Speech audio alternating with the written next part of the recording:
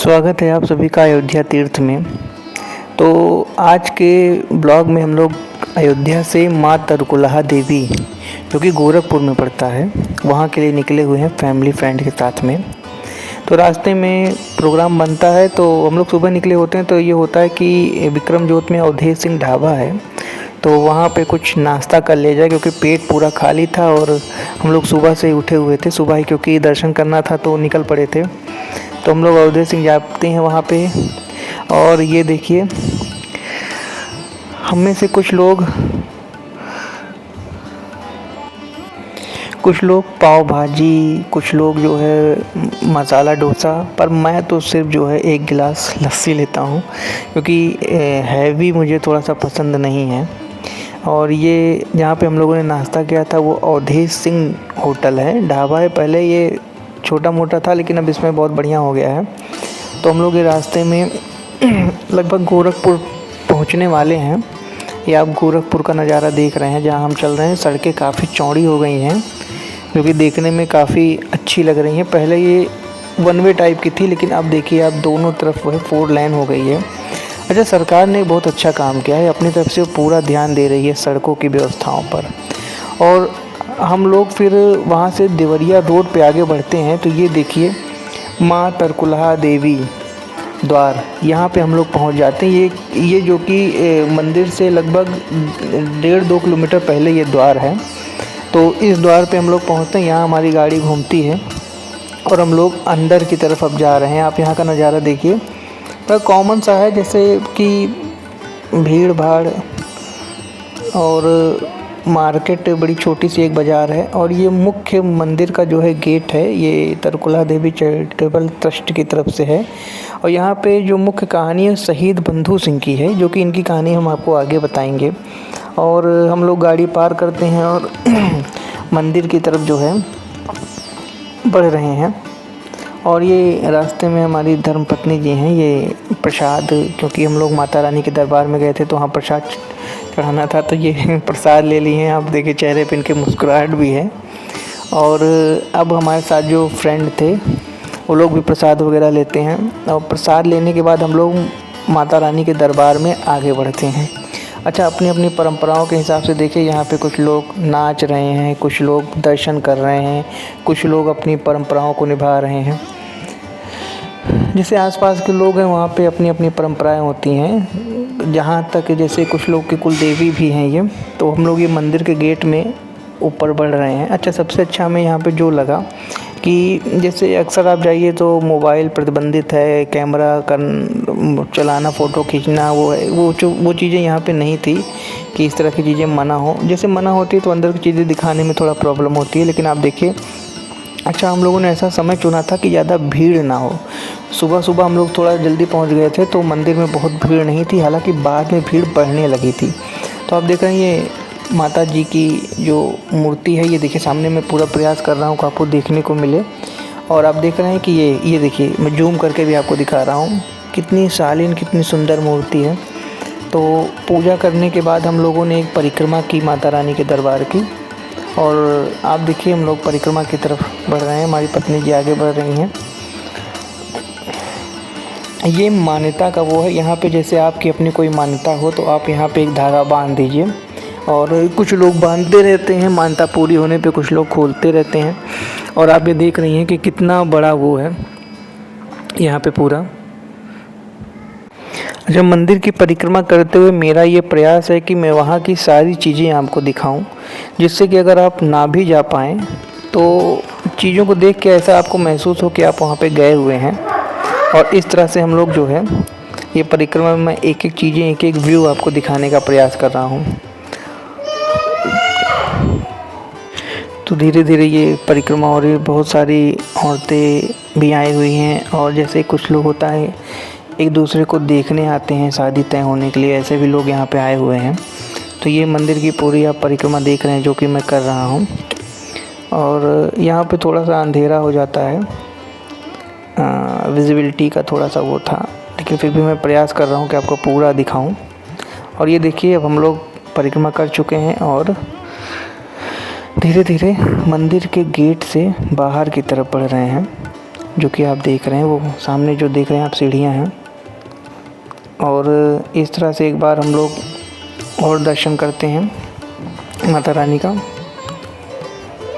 यहाँ पे आप बोर्ड पे देख रहे हैं क्या क्या चीज़ें यहाँ पे करनी है, क्या नहीं करनी, उनके बारे में यहाँ बताया गया है। और आप देखिए एक बार आप फिर से माता रानी के दर्शन करिए। दर्शन करने के बाद हम लोग जो प्रसाद लिए थे उसमें नारियल था, तो मैं नारियल फोड़ने जाता हूँ। और आप देखिए हम नारियल फोड़ने के लिए पूरा बना हुआ है। एक बार में फोड़ना होता है, लेकिन मुझसे एक बार में नहीं फूट पाता है, पता नहीं क्यों। थोड़ा सा था, लेकिन हाँ फिर भी ठीक है। चलिए मैं प्रयास कर रहा हूँ। ये देखिए पानी पूरा गिर जाता है।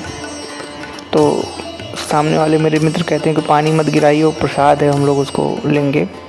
तो मैं उसे बचाने का प्रयास करता हूँ। और नारियल जहाँ फोड़ते हैं वहाँ पे कुछ चढ़ाया भी जाता है, जैसे कि तो मैंने भी वहाँ पे चढ़ा दिया था उसे, लगभग 21 रुपए के आसपास। और ये मंदिर के गेट पे एक याद बनी रहे, उसके लिए हम लोग एक मंदिर के प्रांगण के ठीक सामने जो है गेट पे अपनी अपनी एक फ़ोटो खिंचवाते हैं, अलग अलग व्यू, अलग अलग लोकेशन से। अच्छा, मेरा प्रयास ये रहता है कि मैं जहाँ गया हूँ वहाँ से कोई ऐसी चीज़ छूटने ना पाए, मैं सारी चीज़ें आपको दिखाऊं। तो ये स्थान आप देख सकते हैं, यहाँ पे धूनी रमाई हुई है, जहाँ पे हमेशा यज्ञ हवन वगैरह चलता रहता है। आप देख रहे हैं यज्ञ भूमि। और सामने आप देख रहे हैं लंगूर हनुमान जी के भी दर्शन हो गए हैं। अच्छा, ये सामने बहुत बड़ा तालाब है, जो कि अक्सर अगर हमारा कोई पौराणिक मंदिर होता है तो वहाँ पे किनारे आपको तालाब ज़रूर देखने को मिलेगा। तो ये यहीं पे मैंने नारियल फोड़ा था, आपने देखा, यहाँ सभी लोग नारियल फोड़ते हैं।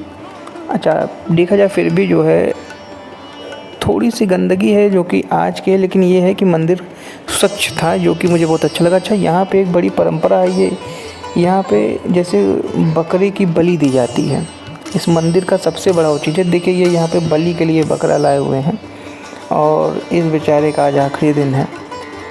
और अब क्या कहा जाए, जो परंपरा है उसको बदला तो नहीं जा सकता। और यहाँ पे देखिए ये इन्हें काली जी बोलते हैं, ये कुल देवी के रूप में यहाँ पे लोग पूजते हैं। अब उसके बाद ये होता है कि दर्शन करने के बाद थोड़ा सा जैसे कि महिलाओं की एक आदत होती है कि वो शॉपिंग करने के लिए निकल पड़ती हैं, तो अब उसको मना करना भी उचित नहीं है, क्योंकि प्रोग्राम हमेशा तो बनता नहीं, कभी कभी बनता है। तो ये हमारी धर्मपत्नी जी और हमारी मित्र मंडली पूरी शॉपिंग में देखिए लगी हुई है। तो भाई मना नहीं किया जाता, अपना इच्छा है अपनी, कभी कभी तो हम लोग निकलते हैं। तो अच्छा, एक चीज़ और भी है, सिंदूर ज़रूर लिया जाता है सुहागन के लिए। और तो इन्होंने भी सिंदूर वगैरह, बिंदी वगैरह जो भी चीज़ें हैं ये ले रही हैं। मेरा काम जो है खड़े होकर देखना और पेमेंट करना होता है। जब इनका सब हो जाता है तो मैं पूछ लेता हूँ कि हाँ कितना हुआ। अच्छा, अब इस स्मारक स्थल के हम बारे में आपसे बात करेंगे। अच्छा, माँ तरकुलहा देवी को वैश्विक पहचान दिलाने में बाबू बंधु सिंह का बहुत बड़ा योगदान है। ये डुमरी रियासत के बाबू शिव प्रसाद सिंह के पुत्र थे, जो जिन्हें मतलब बहुत देशभक्ति में बहुत सम्मान के साथ इनका नाम लिया जाता है, जिन्होंने अपना राजपाट सब कुर्बान कर दिया था। अच्छा, ये इनकी जो टेक्निक थी वो गोरिल्ला युद्ध के जरिए लड़ते थे। और ये जो है क्या करते थे कि घने जंगलों में माता जी की पूजा करते थे और अंग्रेज़ों का सिर काट के माँ के चरणों में चढ़ाते थे। अच्छा, अब सोचिए कि अगर जो ये सिर काटते थे तो अंग्रेज़ इनके दुश्मन बन गए और मुखबिरों के द्वारा इन्हें धोखे से गिरफ़्तार कर लिया गया। अच्छा, सबसे इंटरेस्टिंग कहानी ये है कि जब इनको अंग्रेज़ों ने पकड़ के फांसी के फंदे पे चढ़ाया था तो 7 बार फांसी का फंदा टूट गया था, और उसके बाद वे फांसी देने में इनको सफल नहीं हो पा रहे थे। तो अंत में बंधु सिंह ने स्वयं माता तरकुलहा देवी से अनुरोध किया कि वो जो है उन्हें अपने चरणों में स्थान दें, तब जाके उन्हें फांसी हो पाई थी। तो इस तरह से जो है बाबू बंधु सिंह की कहानी है। और फिर तरकुलहा देवी में उसी दिन से जो है ये परंपरा शुरू हो गई, जो है अब जैसे कोई इंसानी बलि तो दे नहीं सकता है, तो यहाँ पे तब से बकरों की बलि दी जाती है। और अच्छा, यहाँ का जो प्रसाद है वो भी जो है बकरे का मीट और बाटी के साथ में है। तो यहाँ पे जो भी प्रसाद वगैरह जैसे कि कुछ लोग तो बलि देते हैं और जो बलि नहीं देते हैं वहाँ आसपास जो है वो मीट वगैरह लेकर के जो है वो खरीद के यहाँ पे, अब जैसे जब कहीं वो स्थान शुरू हो जाता है तो वहाँ पे बहुत सारी दुकानें खुल जाती हैं जो कि ये बनाती भी हैं मीट वगैरह। तो आप ये देख रहे हैं मेरे सामने, देखिए ये आप बगल में देख रहे होंगे कि बहुत सारे, देखिए कंडी वगैरह है, ये उपली जिसे बोलते हैं, गोबर की जो होती है, और बहुत बड़े बड़े जो है हांडी की बोतल, हांडी हैं जिसमें जो ये पकाया जाता है। अच्छा, यहाँ पे बताते हैं लोग कि कैसा भी मीट आप पकाइए उसका स्वाद बहुत ही टेस्टी हो जाता है, और ऐसा कई लोग मुझे बताते हैं। देखिए आप हांडी देख रहे हैं, इसी में वो पकाया जाता है, ये कंडी की राख पे। तो ये देखिए पक भी रहा है यहाँ पे, और अभी आप देखेंगे कि ये पकने के बाद देखिए ये बाटी भी बन रही है। जब यहाँ पे ये बन जाएगा तो यहाँ पे बाटी इसमें डाली जाएगी, और ये चला के देख रहे हैं कि कैसा यहाँ पे बना है। और ये लगभग 1 किलो मीट की बनवाई ये लोग 1500 रुपये के आसपास लेते हैं, जिसमें मीट आपका रहेगा, और ये पूरी ये अपने उससे मसाले से बनाएंगे जो कि शुद्ध मसालों का इस्तेमाल करते हैं। तो अब ये चीज़ें भी बन रही थी, तो ये हुआ कि थोड़ा सा और घूम टहल लेते हैं मार्केट में। तो हम और हमारे मित्र निकल पड़े हैं मार्केट में घूमने टहलने।